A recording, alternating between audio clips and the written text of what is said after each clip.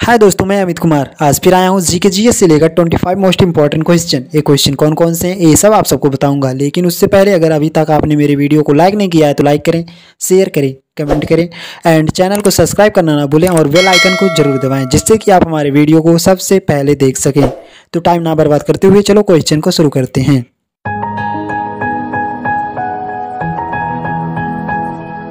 First question हमारा दिया है, हड़प्पा की खुदाई सर्वप्रथम कब हुई।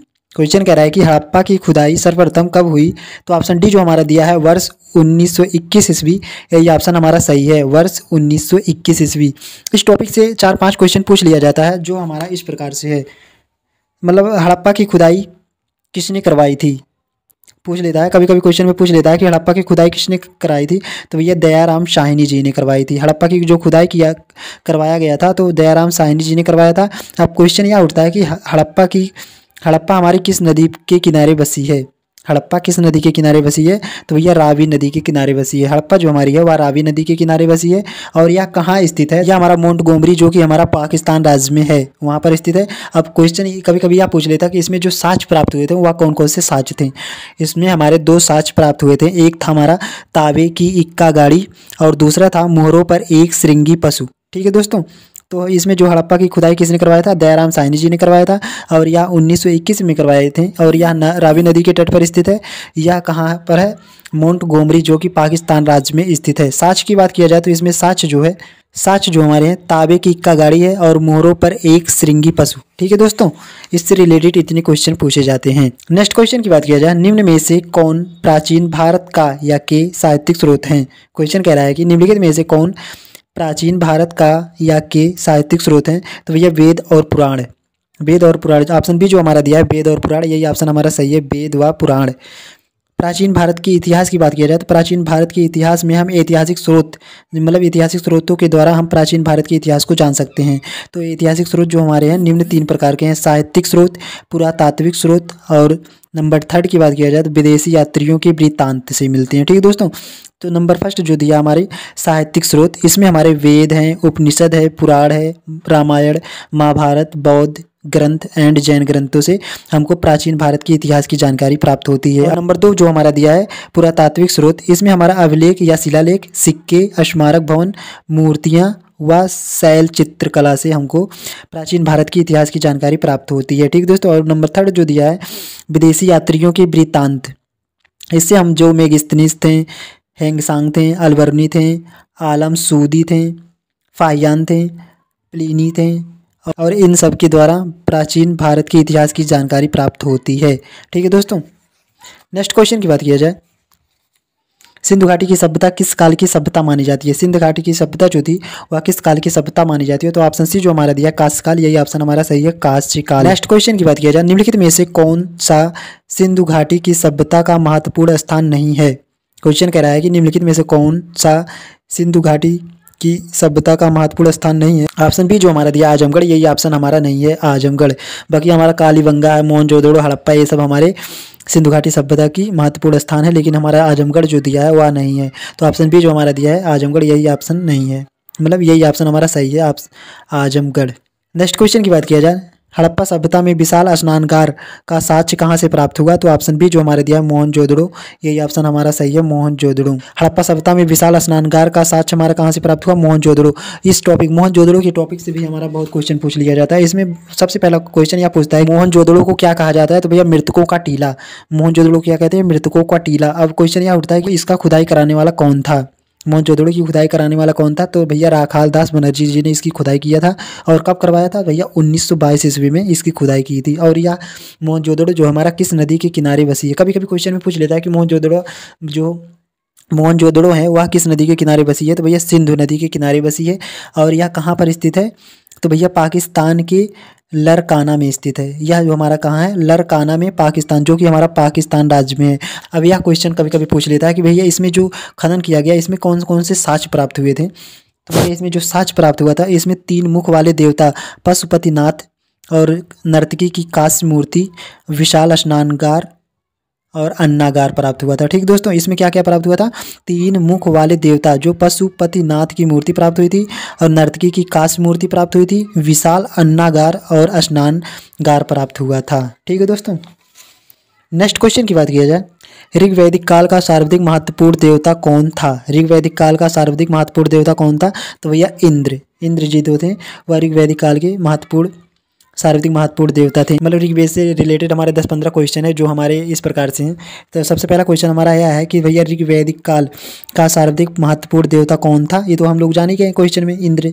तो अन्य क्वेश्चन जो हमारे हैं, ऋग्वेद में उल्लेखित नदियों में सर्वाधिक पवित्र नदी कौन सी थी? तो भैया सरस्वती नदी। ठीक है दोस्तों, सरस्वती नदी जो थी ऋग्वेद में सभी नदियों में से सबसे पवित्र नदी यही मानी जाती थी, सरस्वती नदी। और हमारा एक क्वेश्चन इस प्रकार से पूछ लेता है, ऋग्वैदिक आर्य किसकी पूजा करते थे? ऋग्वैदिक आर्य जो थे भैया ना, वह प्रकृति की पूजा करते थे। ठीक दोस्तों, प्रकृति की पूजा करते थे। और एक क्वेश्चन इस तरह से पूछता है, ऋग्वेद के 10वें मंडल में निम्न में से किसका उल्लेख पहली बार मिलता है? तो भैया शूद्र। ठीक है दोस्तों, शूद्रों की पहली बार मिलता है। और एक क्वेश्चन यह पूछ लेता है कि गायत्री मंत्र, सबसे महत्वपूर्ण क्वेश्चन है ये हमारा, गायत्री मंत्र का उल्लेख किस वेद में? बहुत बार पूछ लिया जाता है। मतलब यह क्वेश्चन हमारा बहुत ही बार पूछा गया है कि भैया गायत्री मंत्र का उल्लेख किस वेद में है? तो भैया ऋग्वेद में। और एक क्वेश्चन पूछता है कि इसमें ऋग्वैदिक आर्यों की भाषा क्या थी? तो भैया संस्कृत थी। ऋग्वैदिक आर्यों की भाषा कैसी थी? संस्कृत भाषा थी। और एक क्वेश्चन इस प्रकार से पूछता है कि निम्नलिखित में से प्राचीनतम वेद कौन सी है? यह क्वेश्चन बहुत ही इंपॉर्टेंट है। निम्नलिखित में से प्राचीनतम वेद कौन सा है? तो भैया ऋग्वेद। ठीक है दोस्तों, जो ऋग्वेद था इसमें 10 मंडल थे, 1028 सूत्र थी। इसकी भाषा गद्यात्मक थी। इसमें तो हम बता दिए कि गायत्री मंत्र का उल्लेख है। और इसमें भैया ना गायत्री मंत्र जो किया गया था, जो सूर्य से संबंधित हमारी देवी सावित्री को संबोधित करता है। या गायत्री मंत्र किसको संबोधित करता है भैया? देवी सावित्री को। ठीक है दोस्तों, नेक्स्ट क्वेश्चन की बात किया जाए, उत्तर वैदिक काल का सर्वाधिक महत्वपूर्ण देवता था।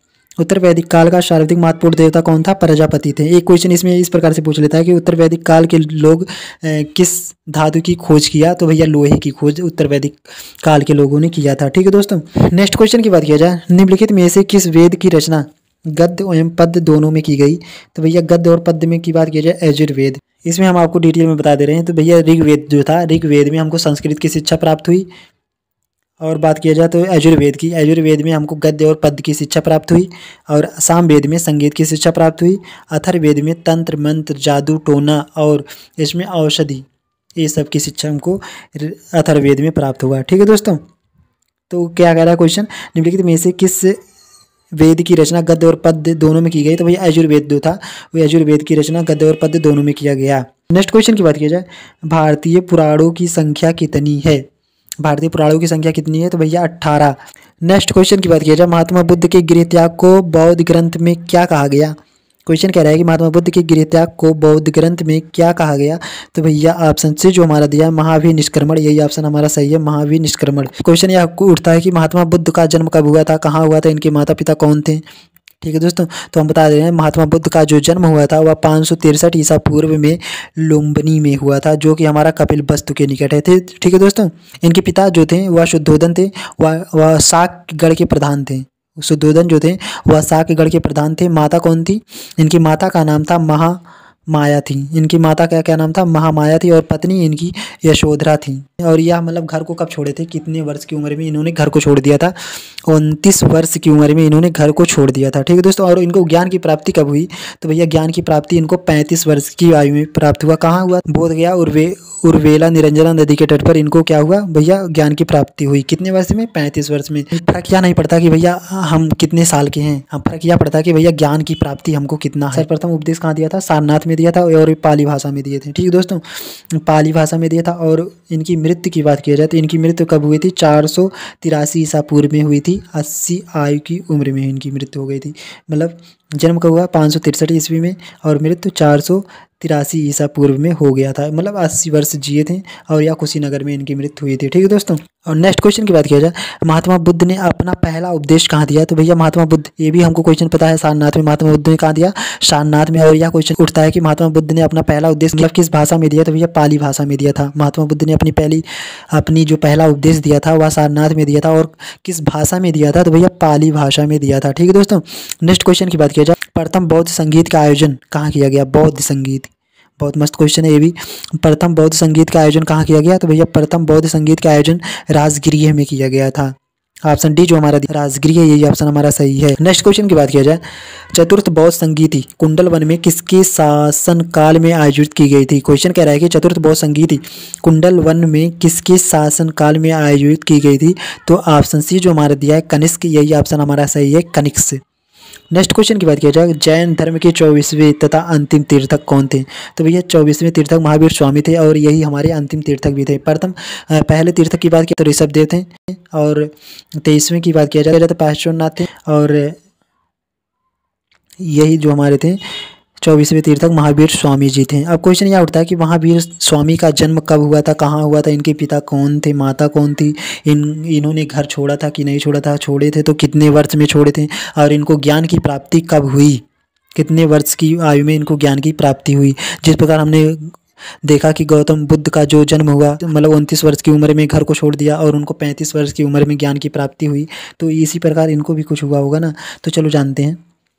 तो भैया जो महावीर स्वामी जी थे, महावीर स्वामी का जन्म कब हुआ था? भैया 540 ईसा पूर्व में हुआ था, कुंडग्राम वैशाली के निकट। ठीक है दोस्तों, इनका जन्म कब हुआ था? 540 ईसा पूर्व में हुआ था, कुंडग्राम वैशाली के निकट हुआ था।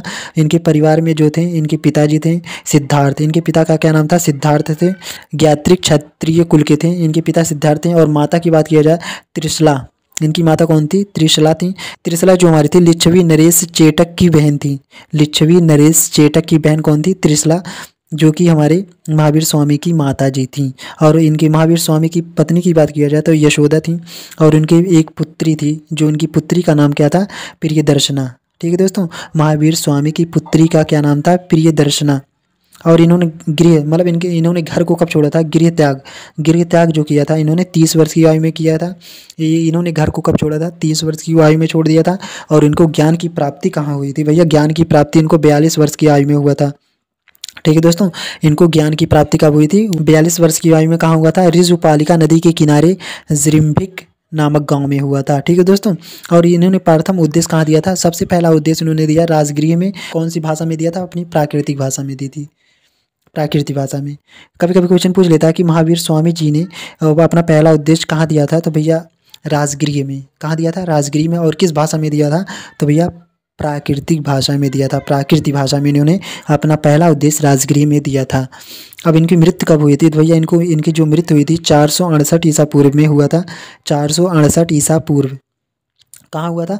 पावापुरी में। मतलब 72 वर्ष की आयु में इनकी मृत्यु हो गई थी। ठीक है दोस्तों, नेक्स्ट क्वेश्चन की बात किया जाए, जैन धर्म की अंतिम तीर्थकर महावीर स्वामी ने अपना पहला उद्देश्य कहाँ दिया था? इसका आंसर तो बताने की जरूरत नहीं है क्योंकि आपको पहले ही पता चल गया कहाँ है, राजगिरी में। और किस भाषा में दिया था? प्राकृतिक भाषा में दिया था। नेक्स्ट क्वेश्चन की बात किया जाए, जैन धर्म में त्रिरत्न में निम्नलिखित में से किसे सम्मिलित किया जाता है? जैन धर्म में त्रिरत्न में निम्नलिखित में से किसे सम्मिलित किया जाता है? तो ऑप्शन फर्स्ट हमारा दिया है सम्यक दर्शन, ऑप्शन बी हमारा दिया है सम्यक ज्ञान, ऑप्शन सी हमारा दिया है सम्यक चरित्र, ऑप्शन डी हमारा दिया है ए सभी। तो भैया ए सभी जो त्रिरत्न है इसमें सम्यक दर्शन, सम्यक ज्ञान और सम्यक चरित्र ये सभी हैं। तो ऑप्शन डी जो हमारा दिया है ए सभी, यही ऑप्शन हमारा सही है। नेक्स्ट क्वेश्चन की बात किया जाए, हार्यंक वंश की किस शासक को कुड़िक कहा जाता है? हार्यंक वंश की किस शासक को कुड़िक कहा जाता है? तो भैया ऑप्शन बी जो हमारा दिया है आजाद शत्रु, यही ऑप्शन हमारा दिया है आजाद शत्रु। नेक्स्ट क्वेश्चन की बात किया जाए, पाटलिपुत्र नगर की स्थापना किसने रखा? पाटलिपुत्र नगर की स्थापना रखने वाला कौन था? उदयायन। उदयायन ऑप्शन सी जो हमारा दिया है उदयायन, ये ऑप्शन हमारा सही है। नेक्स्ट क्वेश्चन की बात किया जाए, सिकंदर के आक्रमण के समय मगध का शासक कौन था? तो भैया घनानंद, ऑप्शन सी जो हमारा दिया घनानंद, यही ऑप्शन हमारा सही है घनानंद। नेक्स्ट क्वेश्चन की बात किया जाए, सिकंदर व पोरस के बीच हुआ 326 ईसा पूर्व का युद्ध किस नाम से जाना जाता है? तो भैया झेलम का युद्ध या वितस्ता का युद्ध के नाम से जाना जाता है। नेक्स्ट क्वेश्चन की बात किया जाए, चंद्रगुप्त मौर्य का प्रधानमंत्री कौन था? चंद्रगुप्त मौर्य का प्रधानमंत्री कौन था? तो भैया चाणक्य, ऑप्शन ए जो हमारा दिया है चाणक्य, यही ऑप्शन हमारा सही है चाणक्य। नेक्स्ट क्वेश्चन की बात किया जाए, प्रसिद्ध यूनानी राजदूत मेगस्थनीज किसके दरबार में आया था? तो भैया चंद्रगुप्त मौर्य, ऑप्शन ए जो हमारा दिया है चंद्रगुप्त मौर्य, यही ऑप्शन हमारा सही है। कभी कभी क्वेश्चन पूछ लेता है कि भैया इंडिका किसकी रचना है? तो भैया इंडिका की रचना करने वाला कौन था? मेगस्थनीज जी। आज के लिए बस इतना ही। अगर वीडियो अच्छा लगा हो तो वीडियो को लाइक करें, शेयर करें, कमेंट करें एंड चैनल को सब्सक्राइब करना ना भूलें और बेल आइकन को जरूर दबाएं जिससे कि आप हमारे वीडियो को सबसे पहले देख सकें। थैंक यू दोस्तों।